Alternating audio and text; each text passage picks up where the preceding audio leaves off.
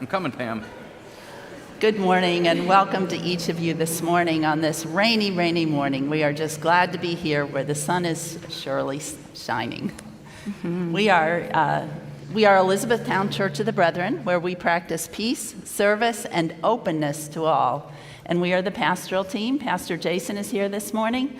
Pastor Rachel, may we call you that? Sure. Our intern, and we're so glad to have you here this morning. Naomi, our interim, is away this weekend, and we also have Ray Edmondson here as our guest organist, and we're grateful for each person that is here this morning. We welcome all of you.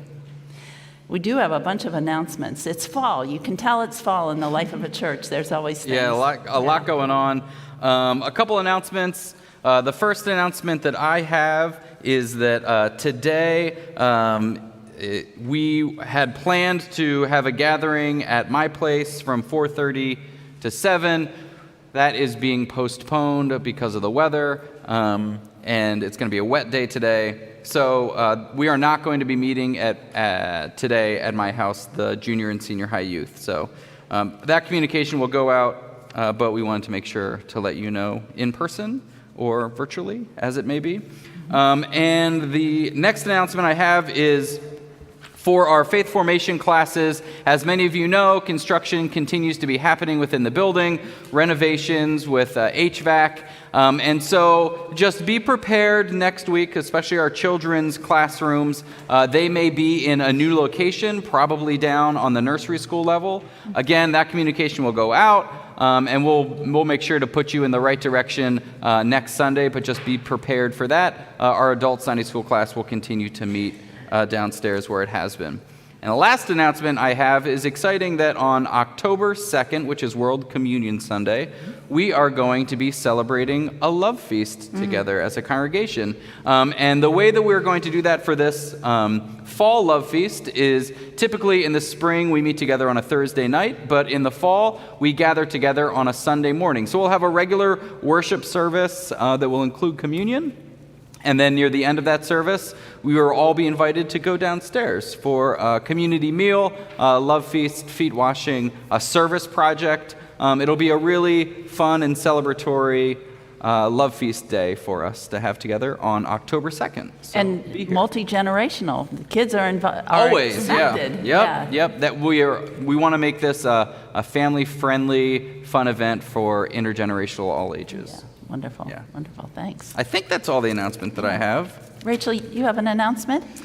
We just wanted to invite, you may have seen on the screen that Colebrook Road, who has a real connection here at E-Town, is going to be offering a concert to support On Earth Peace, and you are one of the sponsors of that event. It's going to be held at Stonebridge Farm. If you don't know where that is, it's in Lebanon County, just a short jaunt down the road, but that happens to be where I live, so we would love to see all of you at Stonebridge Farm on October 9th. We're going to have food trucks, and you can bring your own food to picnic. We will probably have a campfire and some hay rides if my dad can get the tractor started, so he's working very hard. He's been working for weeks. That's great. So we invite all of you, but we do ask that you RSVP so that we have a number, so we make sure the food trucks have enough food and we have enough porta potties for everybody. And some great music. Some great music by a band you may have heard of called Colebrook Road. Yeah, very good. I just remember the final announcement that I have is that after children's time today, kids are invited to go to Kids Club because of the weather, probably going to go down to the Blaze Room, and they'll be leaving with Heidi in the back, and she can come up and meet some of the children right after the children's time. Good. I'll have a couple more announcements to add. Great stuff going on. Sunday, September 25th is coming quickly, 7 p.m. here in our sanctuary, Ted and Company. Absolutely fantastic. It's Ted and Jeff will have a time of sketches and monologues and song and celebrating God's subversive sense of humor. So you don't want to miss this. Ted and Company, they are fantastic, right here in our own sanctuary. Now, the evening before that, we're beginning a new ministry for E-Town seniors. E-Town seniors, that means people 55 and older, which I realize I'm the only one up here that's going to be able to qualify for that. That's good. We're having a kickoff at the Cops Farm on the 24th. You can read more about it in our weekly update. but just to let you know, get in on the ground level and have some good time with some seniors on September 24th. We also have a Women's Together Circle. Now, some of you have asked, you say men have Men and Conversation that meet every month. Well, we also have a Women's Together Circle that meets every other week, actually, twice a month. Whether we're feeling overwhelmed or confident, we come back regularly to our circle of friends, and we check in on each other and we talk about what matters. So we invite you, if you are a woman, to join in on this. We begin Tuesday, October 11th at 3 p.m. in the afternoon. We're currently Zooming, but it's a wonderful time of being together and sharing our lives together. If you have any questions, let me know.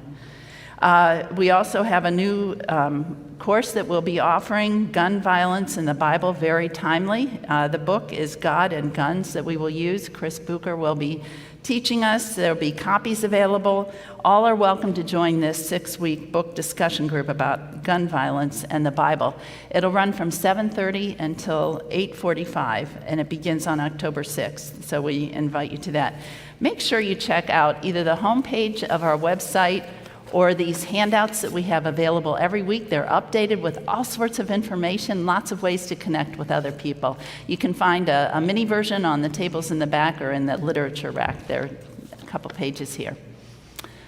Wow, lots going on. Yeah, lots. We are grateful. We're grateful to be together. We welcome each one of you to worship this morning. I was thinking back to, if you don't know, I spent 3 years living in Austria, which was one of the high points of my life. But my Sunday mornings always looked a little different when I was traveling to church. I would get on a train and go to the very last stop and travel along the Danube River and get off and run up the hill as fast as I could to get into the small stone church where my host grandparents went to Catholic Mass. And I had never experienced a Catholic Mass, but for 3 years, that was my church experience. And one of the things I thought a lot about is the middle of the service when everyone is asked to stand up and say, "Peace be with you," or in German, "Friede sei mit euch."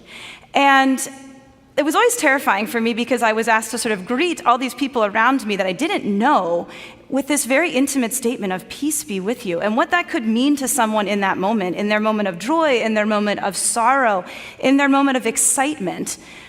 We all stood up and greeted each other, and I trusted that the Spirit knew in that moment when I said to my brother or sister, "Peace be with you," the kind of peace that was needed in that moment. So I'd like to invite you in this moment to stand and greet each other and say, "Peace be with you," in any language that you feel comfortable engaging in, and invite the Spirit to be peace to you in this place.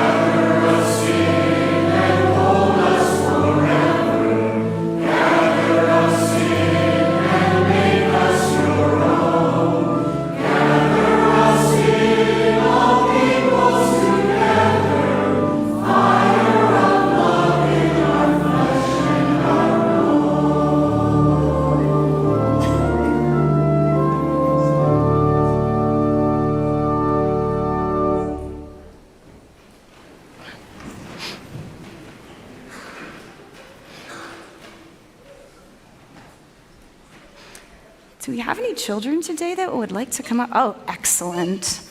You, fantastic. All right, got a couple coming here from the back. How are you this morning? Are you good? That's awesome. Oh, here comes a couple more. I like your grand entrance. Okay, so I don't know any of you other than this young lady sitting right here. I don't know any of your names. So what I'm going to do before we even start our children's time today is I'm going to tell you my name, and I'm going to tell you my favorite color. And then I'd like you to tell me your names and your favorite color. And I will do my best to try to remember, okay? But I'm old, and sometimes I forget things, okay? All right? Okay, so my name is Rachel, and my absolute favorite color is blue.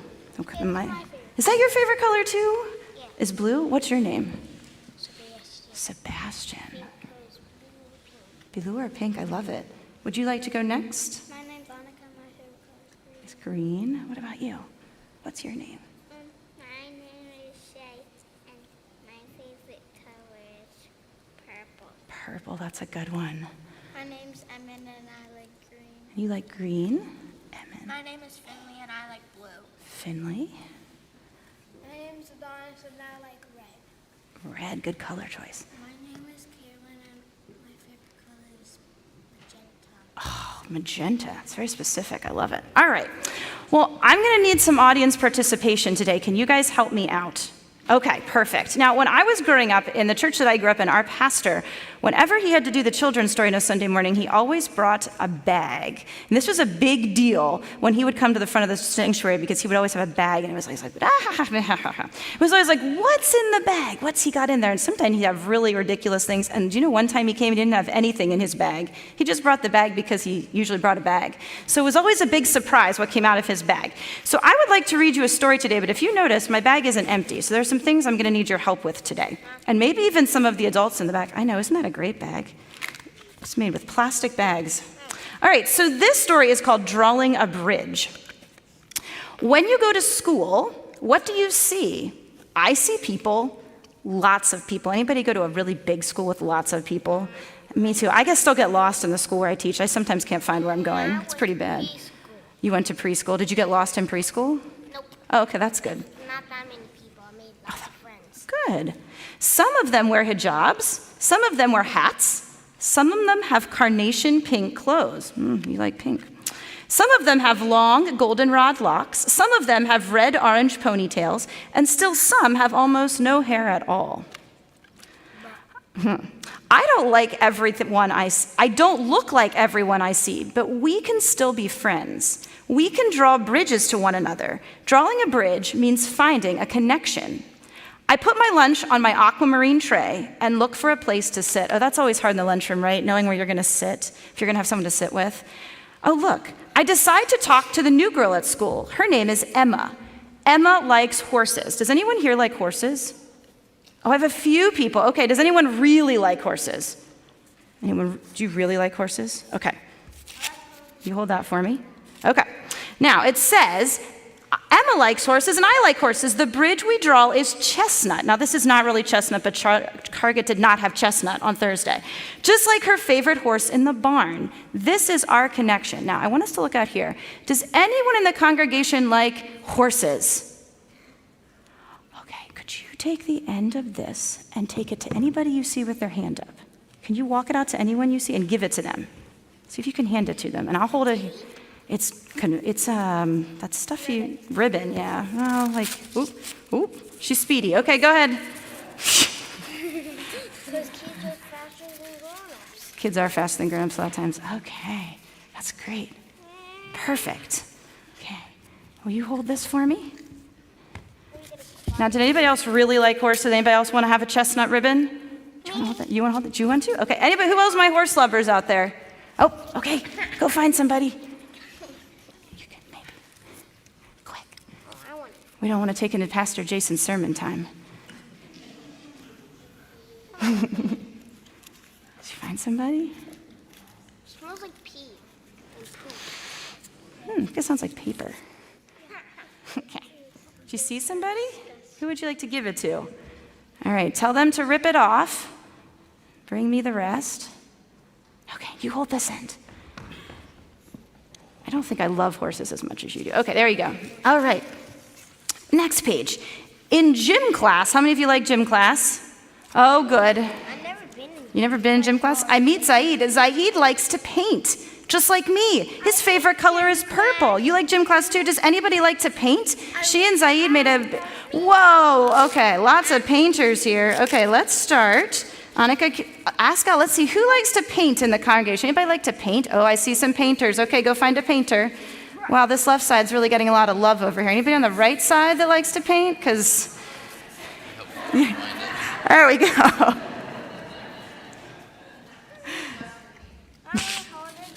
You can hold it.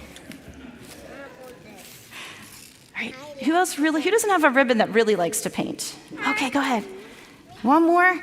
Do we have anybody else who really likes to paint? I do. You already have a ribbon. Let's get somebody who doesn't have a ribbon. Okay. Who likes to paint out there? All right, I see some people. Ooh, let's go this way. Here, let's run. You go all the way out there. Do you see? Right in the front? Take care of Blanky. Oh, yeah. Someone will take care of Blanky. Okay, look right out there. Do you see him? Run, run, run. Go, go, go, go, go. You see him? There you go. All right. This is a great rainbow. All right. I'm going to keep going. In our class, I meet a girl named Lee. Lee says she's training to do karate. Is anybody in here training to do karate? Not really, but we just watched Cobra Kai. That's the same thing. That's the same thing. Anybody Last night. Cobra Kai Kid or Cobra Kai the real one? Sorry, I got it confused. Karate Kid. Oh, Karate Kid. Okay, let's look on who has seen Karate Kid? Oh, okay, we've got a couple. Here you go. Dear, take yours out. We've got a lot of people who have seen Karate Kid. That's fantastic. All right, thank you. And good, there you go. And we have what? How many people need one yet? You need one. Let's see here. In the library, I meet Edmund. Your name is Emmond, right? Say it one more time for me. Emmett. Oh, this is Emmond. Emmond and I love to read. Do you like to read? You do like to read. All right. Well, they're reading a green book. So here we go. Who likes to read? Oh, look at all those people. You get your choice of people who would like to read. Run down the aisle. If you really want to go far, just go as far as you possibly can. I'm gonna have a ribbon. Oh, you didn't have a ribbon yet. Which one would you like to do? Oh, I like that one. That's a good one. Would you like to read? You do? All right. So we have any more readers? You want to take the green one? We have one more reader here. Any more readers? Okay, take yours up. Yep. Look, there's lots of people who have their hands up. Go pick somebody.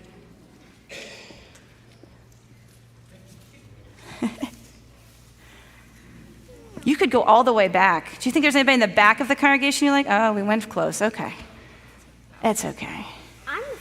You are the furthest. Yeah, there's look at all those people back there that like to read. Way in the back. Oh, even in the balcony. Oh, that would be a feat, wouldn't it? So, look at all your ribbons. It says, at home, I tell my mom about my day. I tell her how I met Emma and Zaid and Lee and Edmund. We may look different, but we like a lot of the same things. Drawing a bridge makes a more colorful world. Connections are all around you like bridges and just waiting to be drawn. Now, you may say, what does this have to do with peace, Rachel? What does this have to do with peace? And what I think is that the really cool thing about peace is it doesn't have to happen in these huge ways in other countries. It is happening in huge ways in other countries, but when we make a connection, when we say, I like to read, or we meet someone in school and say, I like the same thing you do, and we make a connection, we build a bridge, and building a bridge is a fantastic way to start building peace with one another and building really solid relationships. Could we say a quick prayer before we go back? Thanks.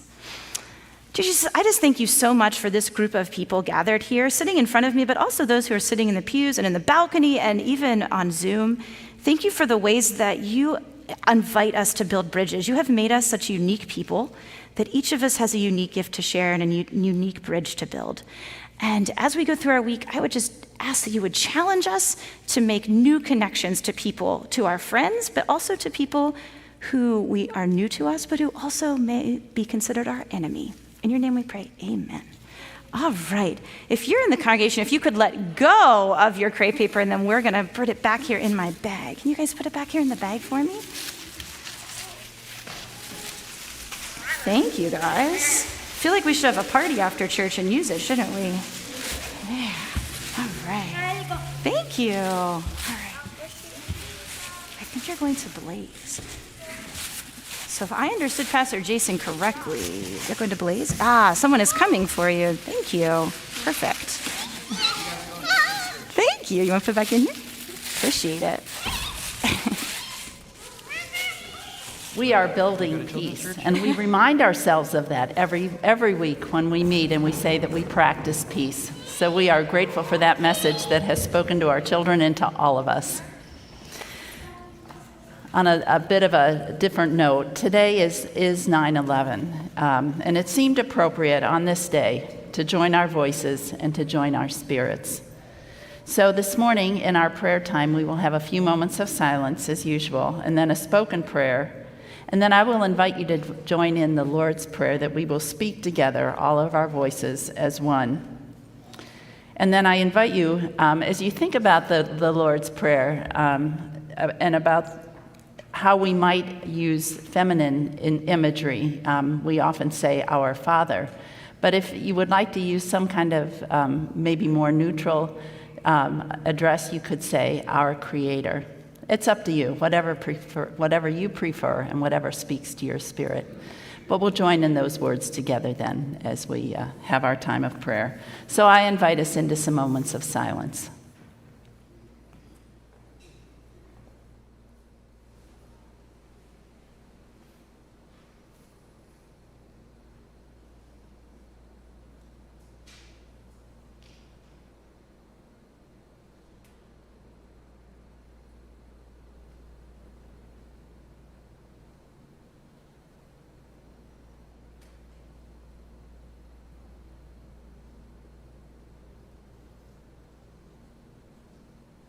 Loving God, help us to be like Jesus in our relationships with others, in our approach to issues and events, in our sense of your presence. Equip us with a love so powerful that we become, above all else, fervent peacemakers in a world prone to reliance upon violence. Teach us the skills necessary to quiet our spirits, individually and collectively, when they are troubled or anxious or raging with anger. Give us, by the power of your Spirit, O God, the ability to construct bridges and to find common ground between persons at odds with one another. Engage us in the discipline of serious prayer for victims of violence, whether they dwell in a nation at war within itself or fall to oppression from afar, whether they play in a local schoolyard or live in fear right next door. Remind us daily, O God, of Jesus' reconciling ways, of his passion for compassion, and of his message that your realm, your kingdom, is right here in our midst, and we can be partners with you, O God, as we join in building peace. Grant us the will and the wisdom to discern it. Oh God, on this day of 9/11, a day of tragic loss that changed our world forever, we come together remembering, and we come in hope, not in ourselves, but in you. As foundations we once thought secure have been shaken, we are reminded of the illusion of security. In commemorating this tragedy, we give you thanks for your constant presence in our times of deepest need. We seek to worship you in spirit and in truth, our guide and our guardian. Hear our prayers, O God, as we pray together the prayer that Jesus taught. Our Creator, who art in heaven, hallowed be thy name.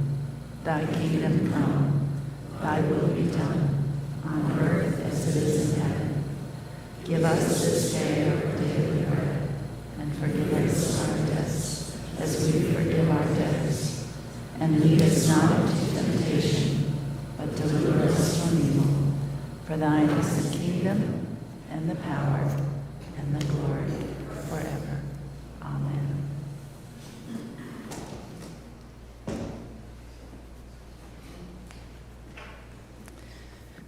Well, you may have noticed that we have some things going on around here, some renovations happening.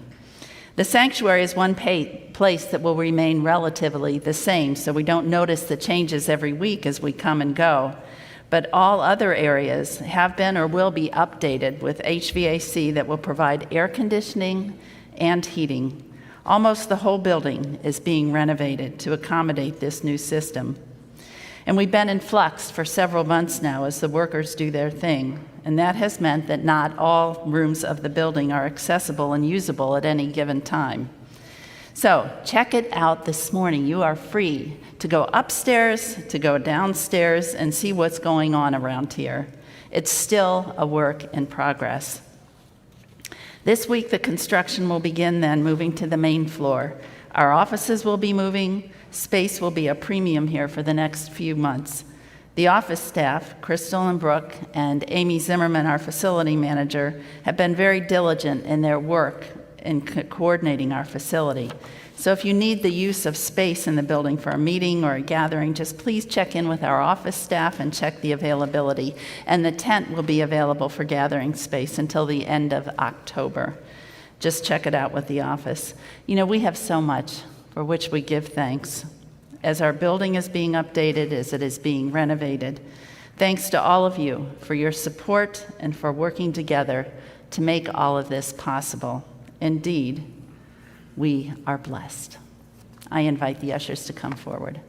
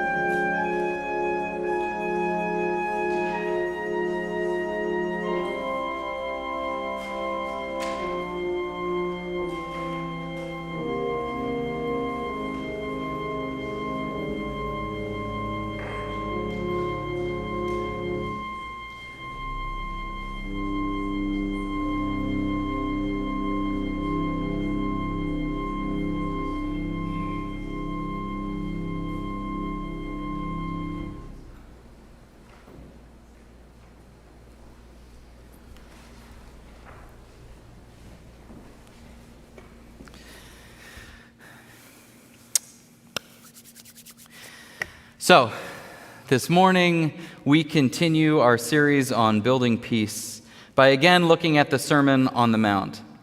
As you may recall from last week, Pastor Pam shared about Jesus making the challenging and counterintuitive call for us to love our enemies. For many, this command to love our enemies feels absurd. Of course we love those who love us, but why would we love those who hate us? Why be kind to those who are mean to us? This gut reaction to fear those who we see as our enemy is an understandable and natural reaction. Having an us versus them mindset is tribal, it's instinctual. We are often taught to trust our own tribe and be fearful and skeptical of the other. This is the pathway to the survival.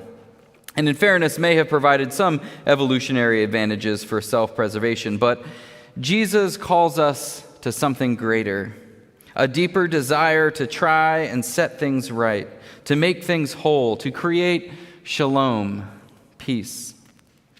Not a focus on winning or celebrating victory over another, but of reconciliation and peace. Why love our neighbor? In order to build a more just and loving world for ourselves and for our neighbors. Why love our enemy? For the exact same reason.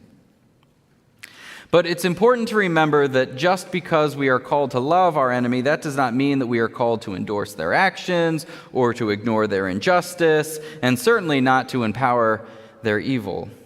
As Pastor Pam explored last Sunday, the way of Jesus is not merely a binary between fight or flight, but desires a third way, a narrow way, but a way that seeks to embody God's shalom. Active peace does not mean being a doormat, to just passively absorb injustice. It requires courage to confront enemies, but doing so in a way that seeks to interrupt violence without replicating it, disarming the enemy without destroying the person. Creating a third way empowers the victim and brings along the perpetrator towards a greater understanding of the injustice that they are creating. And that is exactly what we find here with Jesus on the Sermon on the Mount. We're going to go back to the verses before. I should turn this on. That would be helpful. Then Pam used last week. So this is still Matthew 5, verses 38 to 42. You have heard that it was said, eye for an eye and tooth for a tooth. But I tell you, do not resist an evil person. If anyone slaps you on the right cheek, turn to them the other cheek also. And if anyone wants to sue you and take your shirt, hand over your coat as well. If anyone forces you to go 1 mile, go with them 2 miles. Go to the one who asks you, and do not turn away from the one who wants to borrow from you. I'm going to leave this scripture up for a little bit as we talk about it. I know most of us are familiar with these verses, but it's essential that we fully grasp the significance of what Jesus is saying here. And some of you maybe have heard this before, but perhaps you, like me, simply growing up thinking that these scriptures were merely about not fighting back or just accepting the suffering of injustice. After all, Jesus suffered and died, so we too as Christians should learn how to just accept suffering, right? But very significantly, these 3 examples are not that. Instead of being just a call to surrender passively, they are instead an example of a third way that simultaneously empowers the victim and forces the perpetrator to confront the injustice of their own actions. In the first example we have, if anyone slaps you on the right cheek, turn to them the other cheek also. And there's a lot to unpack here in just this one sentence. And 2 things that are important to note up front is that the word here that's used for slap does mean open hand. There's a different Greek word that would potentially mean punch, and it's definitely not that. It means to slap. And second, the right cheek is named specifically. And this is significant for the scenario that Jesus is trying to identify. In a culture where using the left hand was considered unclean and perhaps would get in trouble if you used it, this interaction would be specifically referencing a subordinate being struck by someone in power. And that striking would have to happen with the right hand. Striking an inferior person would have to be done with a backhanded slap across the right cheek. Not a punch, not hitting someone with a closed fist. That would put them on equal footing. So imagine that slap coming with the right hand, coming across this side of the face. And then that individual is told that they can turn the other cheek. When Jesus instructs them to turn the other cheek, he's not advocating submission again. He is instead changing the power dynamic by asserting defiance to power. Because with that head turned this way, no longer is that perpetrator encouraged or able to even backhand slap. It's just awkward to slap someone on that side of the face with the backhand. So the dilemma is put forward now. The only real option, if turning the other cheek, is to actually close the fist and punch the individual with the right hand. But doing so would be inviting that person to suddenly treat them as an equal. This act forces a choice to see the humanity of the other and takes back power.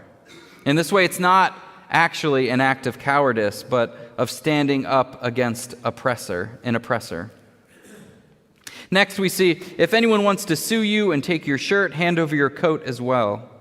If someone desired a loan, they could put up land or animals as collateral, but only the poorest of the poor would use their own clothing for such a thing. So to sue someone for their own shirt would be taking almost everything from a poor person. Jesus' instruction to offer up the cloak as well would essentially be rendering this individual naked. In essence, the person is saying, you want to sue me for my clothing? Fine, here, just take everything. And now, here I stand before you in my nakedness. Thus, leaving them in this court standing naked. And in this culture, the shame of nakedness did not necessarily fall on the one who was naked, but on the one who would have caused that nakedness or been forced to look upon it. Once again, forcing the perpetrator with the dilemma on how they ought to react to the dignity and the humanity of this person. Finally, in this third example, a Roman soldier could indeed legally force a civilian to carry their pack, but that law was limited to just 1 mile. So in the scripture where we read, it says, if anyone forces you to go 1 mile, go with them 2 miles. Most Roman roads had mile markers. So imagine at the end of a mile marker where a soldier is expecting to get his pack back. And keep in mind, this was a law, so a soldier could not legally compel someone to carry it for more than 1 mile. In fact, if they did so, they could receive an infraction. So he knows that he cannot continue to have this person carry the pack without risk of getting in trouble. A unique situation now arises where a Roman soldier is forced to almost beg a civilian carrying his own pack to have it back. Once again, flipping the power dynamic, drawing attention to an unjust practice and demanding to have their own humanity considered. So, far from being passive responses of cowering and accepting cruelty, these examples reveal a more courageous third way of claiming control over oppressive situations, while forcing oppressors to confront their own injustice. They are surprising, creative, sometimes even humorous. They flip the script and disrupt the power. These are not simply passive-aggressive tactics or self-righteous endeavors. They are not meant to just kill them with kindness in order to win the argument. The way of Jesus is the way of love. It is genuinely and deeply interested, not only in confronting injustice, but even loving and helping the ones who are creating the injustice. Not as a bait and switch in order to win, but a real demonstration of love. We must actually love them. This is why these verses of Scripture cannot be separated from the following section that we heard last week about loving our enemies. It is all grounded in love. Love that desires for holistic shalom for all peoples, even those who are creating the issues. Easier said than done. It's easy to love those who love us, and just as easy to justify destroying our enemies, but that is not the way of Jesus. And again, we see that that is not the way of the cross. Love means seeking what Dr. Martin Luther King Jr. referred to as a double victory. Not just overcoming injustice, but appealing to the heart and conscience of those creating injustice, so that they too will be won over in the process. And I suppose now is as good a time as any to mention that for some folks, forgiveness should take time and intentional work. Victims of abuse should not ever feel pressured from their perpetrators to forgive, except for on their own terms and in their own time. And there are some very real and evil people who may even suffer from mental illness or other issues that render them incapable of change. They may need to be separated from society for their own protection and others, but still, even still, they are loved by God. Forgiveness and loving our enemies takes different forms with individuals than it does with collective groups. There are often different dynamics and powers at play when considering how ideological groups, political factions, or nation-states see each other as enemies. The radical message of Jesus acknowledges that existing under Caesar's laws doesn't require us to abandon Christ-like living. It challenges norms, flips things upside down, and encourages us as followers of Jesus to seek a different framework for how we understand God's love in this world. That genuine radical love will undoubtedly cause friction when it rubs up against the powers in this world that operate differently. The way of Jesus seems confusing and even foolish in the context of a worldly framework that repeatedly tells us might makes right, or that winning matters the most, regardless of how it happens, or retributive violence and revenge is the hero's way of creating justice. Sometimes our most righteous desires for justice can get caught up in worldly systems of vengeance. Motives may be rooted in love, but there can be a failure to fully comprehend the evil that lurks within that violence. We rarely contemplate or understand the cascading ripples that can emerge from seemingly justified violent responses.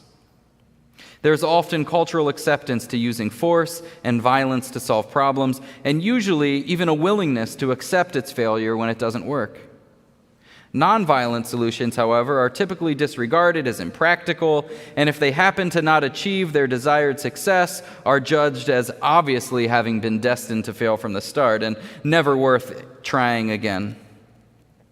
Solutions that require force and violence have unforeseen consequences and can create lasting victims.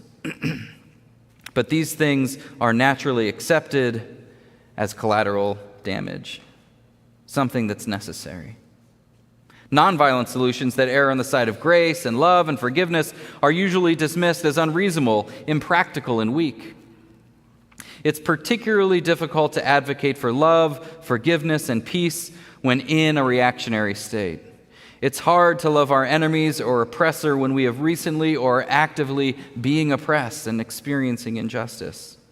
It is normal to be angry, even enraged by suffering. But those emotions have the opportunity to either be harnessed towards actions that are loving or instead lead towards even greater suffering. Today marks the 21st anniversary of the September 11th attacks. I was a senior in high school at the time, and like many of you, will always remember the shock of that day. For Americans, one initial reaction of that attack was a feeling of unity and coming together with one another for support. It was beautiful. Naturally, attention soon shifted to identifying those who were responsible for the attack and a desire to enact revenge. Not surprisingly, in a fog of a terrorist attack and uncertainty about another one, most Americans were eager to engage in a military response. There were very few politicians, public figures, even religious leaders who voiced any opposition to that idea. In fact, only one of the 535 members of Congress did not support immediate military retaliation. Now, in fairness, there are challenges to passing judgment on those choices now with over 20 years of hindsight. But still, looking back can be helpful when considering choices that we have to make today and in our future. This is one of the reasons that it is so important to practice and think about building peace in our lives each and every day. We practice peace now so that we can be prepared and conditioned to act in more peaceful and forgiving ways in the future. Like training to create a kind of spiritual muscle memory for peace building. We saw glimpses of this unique response of Amish families to the nickel mines shooting of 2006. Stunning the American media, much of the Amish community that was impacted, including the families whose children were killed, reacted with grace and forgiveness towards the family of the perpetrator. Instead of demanding retribution or revenge, their actions were rooted in a culture and practice of forgiveness, peace, and reconciliation. This may not be typical or easy, but it does demonstrate that we are more likely to forgive if we actually practice and value forgiveness, just as we are more likely to respond with violence if we tend to practice and celebrate violence and vengeance. It's with this in mind that Shane Claiborne put forward a fascinating question in his 2008 book called Jesus for President. And this section of the book was called, humorously, Amish for Homeland Security. The important question that Shane asks here is, how different would the world be if the U.S. had a radically alternative response to 9/11? What if in the weeks following that tragic attack, the U.S., the most powerful nation in the world, had responded differently? A response that was more interested in building peace than enacting vengeance. A kind of third-way response that responded with radical love, perhaps issuing a bold statement of condemnation for the attacks, but then offering forgiveness. And instead of committing to sending troops and bombs, instead of declaring war, declared that the U.S. would be sending experts and aid to Afghans to build schools and hospitals and infrastructure. This kind of response would have baffled allies and enemies alike, perhaps even maybe turned the hearts and minds of impoverished enemies who had a critical view of the U.S. It's absurd, right?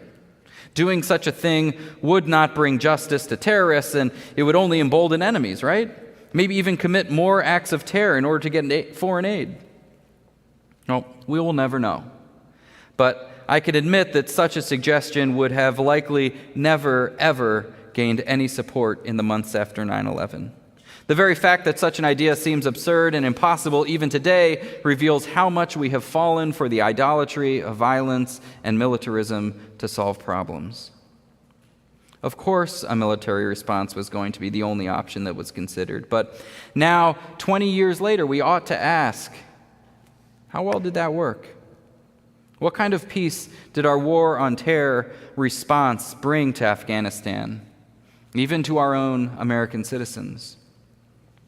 If we're going to dismiss a strategically radical international response of love and forgiveness as totally unrealistic and destined for failure, will never work, then it should at least be compared to the reality of what has transpired over the last 20 years. On 9/11, 2,977 people were killed in the tragic terrorist attacks. Since then, the U.S. Bureau of Labor Statistics has recorded 980,000 U.S. Afghanistan war veterans, almost 1 million. Of those, 20,722 members of the U.S. military were wounded in action, and tragically, 2,455 U.S. service members were killed in Afghanistan.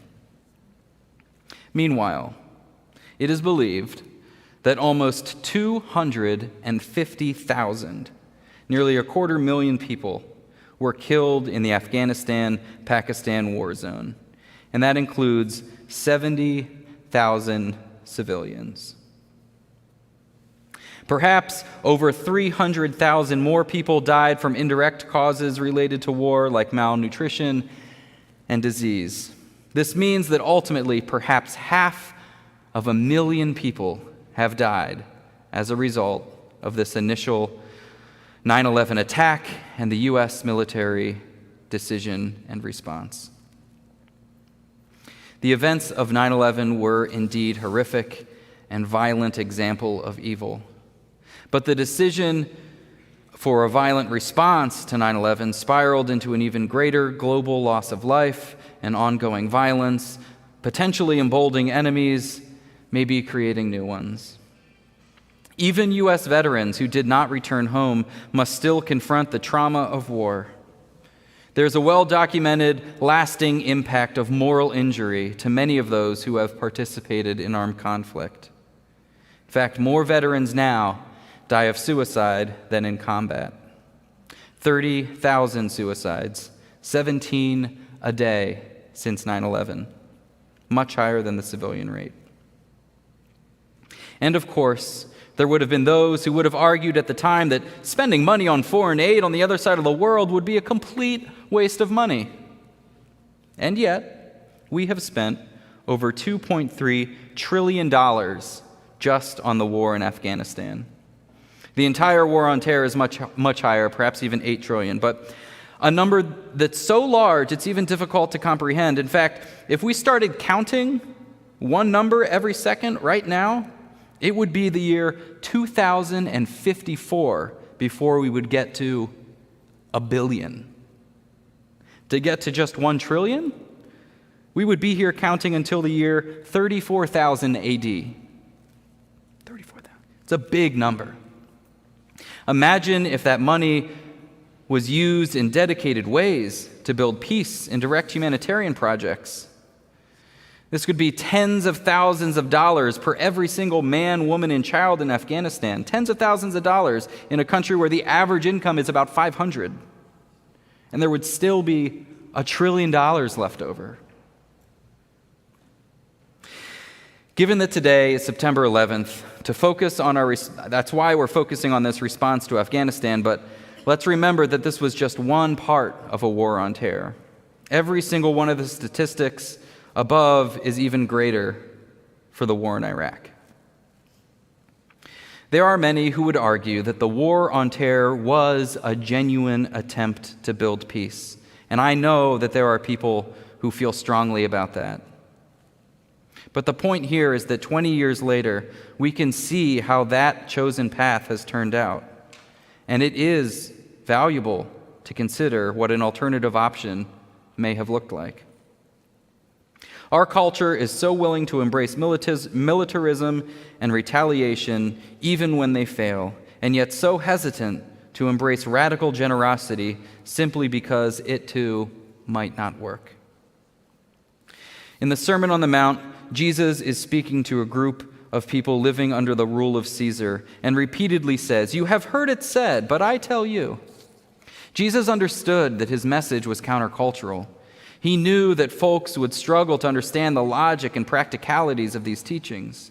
To this day, we wrestle with how to build peace in a world that glorifies violent power and dismisses compassion as weak.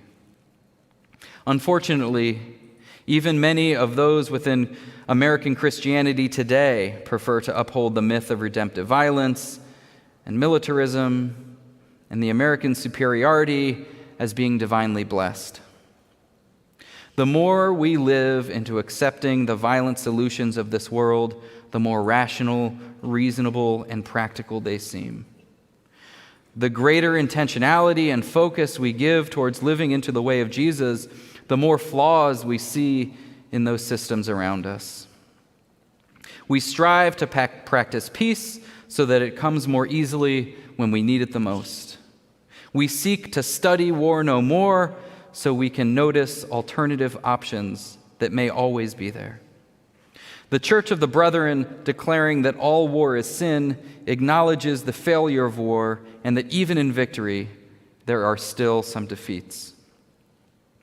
So may we instead seek out the things that make for peace, even when it's difficult, personally embarrassing, or impractical.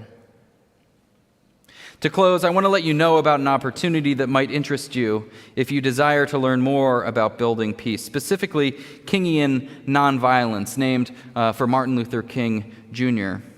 On Earth Peace, an agency of the Church of the Brethren, will be offering a Level 1 certification program for trainers for Kingian nonviolence.